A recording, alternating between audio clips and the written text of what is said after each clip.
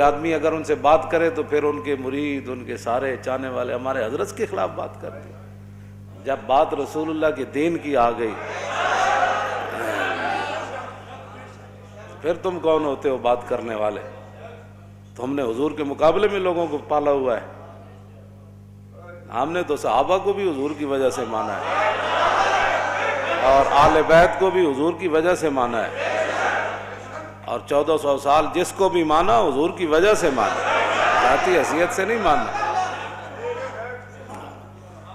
آگے لوگ دنیا کی خاطر اپنا دین بیچتے ہیں، بیع الدین بالدنیا، اور میں لوگ دین بیچ دیں گے دنیا حاصل کرنے کے لیے۔ سارے جو دیکھ رہے ہیں آپ، جو بھی حالات بن رہے ہیں، ساری زندگی حضور کے شہر کی تعریفیں کرنے والے، جب حکمران نے ایک مڑی اور ننکانے کی مڑی کو مدینے سے تشبیہ دی تو سب کو تالے لگ گئے۔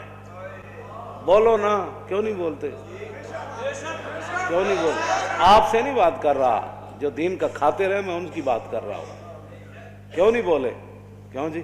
یہاں تو حضور کی شان تو وراء الورا ہے نا، حضور کی شان تو وراء الورا ہے، وہاں تو تصور بھی نہیں ہے کسی بات کا۔ ہاں جی، لیکن وہاں عبداللہ بن مبارک سے ایک بندے نے پوچھا، عمر بن عبدالعزیز اہل سنت و جماعت کے نزدیک وہ ہیں کہ جو خلیفہ راشد ہیں؟ ہاں جی، جس طرح ہمارے 4 خلفاء راشدین ہیں، اور امام حسن کی خلافت مولا علی کی خلافت کا ایک تسلسل ہے، یہ نہیں کہ وہ بھی خلیفہ راشد ہیں، لیکن وہ مولا علی کی خلافت کا تسلسل ہے 6 مہینے۔ یہ ایک نیا موضوع ہے۔ تو یہ خلیفہ راشد ہے اہل سنت کے نزدیک۔ آپ کے دور میں دور عمر واپس آیا، اور آپ کے دور میں شیر اور بکری نے ایک جگہ پانی پیا، اور آپ کے دور میں کوئی مانگنے والا نہیں تھا، اور آپ کے دور میں 8 صوبوں سے زکوٰۃ واپس آ گئی۔ اتنا عدل اور انصاف عبداللہ بن مبارک سے، لیکن وہ صحابی چونکہ نہیں ہے، تو عبداللہ بن مبارک سے کسی نے پوچھا کہ امیر معاویہ افضل ہے یا عمر بن عبدالعزیز افضل ہے؟ تو آپ نے فرمایا کیا بات کر دی تو نے؟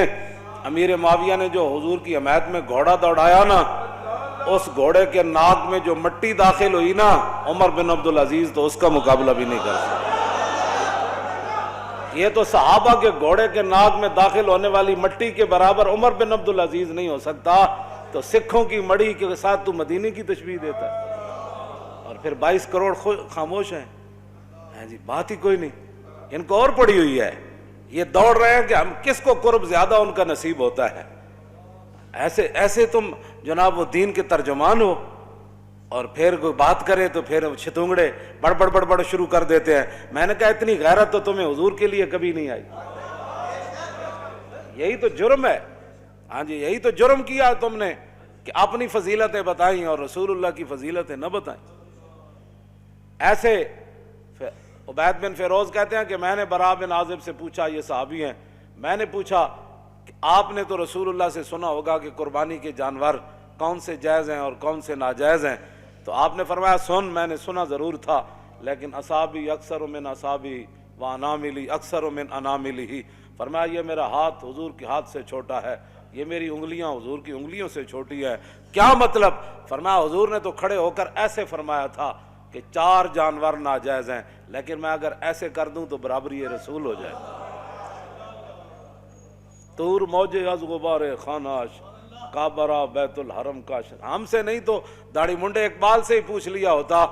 ہاں جی، اقبال کہتا طور موج از غبار خاناش اور کعبہ بیت الحرم کا شاناش۔ اقبال کہتا ہے رسول اللہ کے مبارک سین میں جو جھاڑو دیا گیا نا، اس سے جو گرد و غبار اڑا، طور پہاڑ تو اس کا مقابلہ بھی نہیں کر سکتا۔ ہاں جی، تم کدھر جا رہے ہو؟ قوم کو کدھر لے